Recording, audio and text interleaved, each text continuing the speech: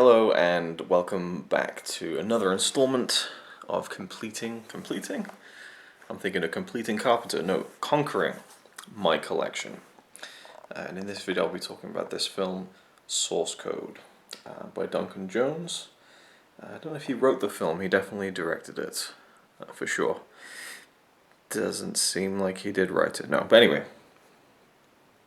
Source Code. So this is a 2011 science fiction film starring Jake Gyllenhaal and Vera Farmiga, who I'm quite a fan of. I think she's a really good actress. And I've always wanted to see this film because I love train movies. I've said it before, I'm probably going to say it again, in the future. If a movie's set on a train, I'm probably automatically going to like it no matter what, because I just have a real affinity for films and stories that primarily take place on trains. There's something about the movement of it, maybe not even the claustrophobia, because I don't know, there's something about the journey of it all. I love road movies as well, but train movies, there's like a certain kind of feel to them, and this certainly has that. It's not set entirely on the train, but it definitely has a lot of elements of the story that take place on a train. So Jake Gyllenhaal plays a guy who wakes up on a train heading to the city of Chicago, and he doesn't know who he is. He doesn't know where he is, and there's people talking to him. He's very confused, and after 8 minutes, the train explodes. The end. Spoilers. No. So that's the opening of the film, and he then awakes inside a strange chamber or capsule, and he's being spoken to by this military woman played by Vera Farmiga, and he is a military man himself. He served in Afghanistan. I believe he's a pilot, and he doesn't know why he's suddenly gone from a mission in Afghanistan to a train in Chicago, and he's sent back to that train, and he relives the same 8 minutes. And as he becomes more kind of cognitively aware, if that's even a word, of what's going on, and his repeat journeys to this 8 minute stretch of time, he begins to decipher and unravel the bombing of this train. And so he's tasked with collecting information to give to the people who are kind of overseeing him in this strange capsule that keeps sending him back in time. It reminded me very strongly of the film The Pier, La Jetée, which is a short science fiction film from the 60s by Chris Marker, I believe, and it's about a man who gets, World War III has happened, Paris is kind of an apocalypse zone, and a man gets sent back in time through his mind, which is essentially what happens in this film.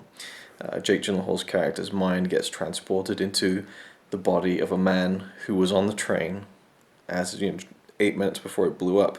The idea being that the human brain can kind of collect the last 8 minutes of its existence, and that is how he's able to be and exist in that space, which raises a lot of, I hate to use the term logic in a time travel movie, but it brings up a lot of interesting, well, would it really work like that or not?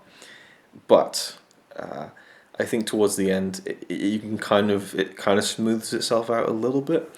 But I definitely think you could poke some holes in this one, but that's not really, I don't think that's playing fair with the fun of this story, which I think is a really damn good little science fiction movie. There's nothing overly exceptional about it. There's nothing that made me think like, wow, this is great. There's one moment in particular which feels like, and if you've seen the film, you might get the reference here, it feels a little bit like it predated the mannequin challenge by a few years, but it's like a genuinely breathtaking moment when time essentially stops and it captures a moment, and it's almost like a living photograph.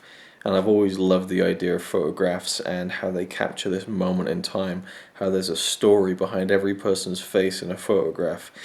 And I think that scene in this film is easily the best scene of the film, was, as I think I just said, quite breathtaking. And Michelle Monaghan, she is very good in the film. I'd say her character probably could have been dived into a little bit more, perhaps. She does become sort of generic, very beautiful woman who becomes a love interest for sure.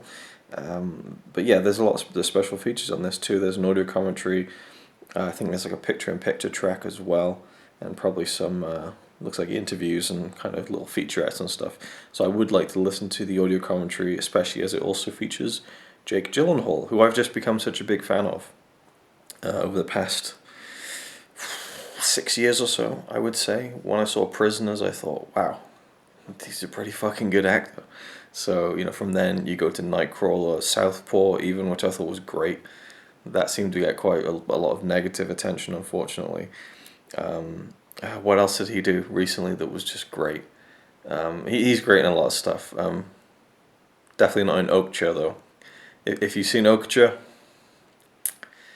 yeah, it shows you even the best of actors can go completely off the rails. So he's not immune. He can give less than good performances, but yeah. So based on that, I was doubly intrigued to see this because I'd heard about it since it came out. Loved the little concept of a time travel movie, kind of like Groundhog Day on a train, to very weakly draw a comparison to another movie. I just love those kind of time travel stories where you relive the same thing over and over again, and you get to enjoy the character becoming more familiar with the outcomes of many different circumstances in that time period. It's an hour and a half, it breezes by, and I think that's a big plus.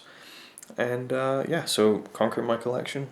I bought this a couple of years ago. I'm glad I finally got to it. Me and Connie watched it, and we both enjoyed it very much. It's one of those films that's just really good, and that's all it is. And sometimes that's all you need a film to be, I think. It's alright by me. Apart from the fact he throws cans of Carlin into a tree. Yeah, he's really cool. Yeah, he's really cool. But he's not quite as cool as you.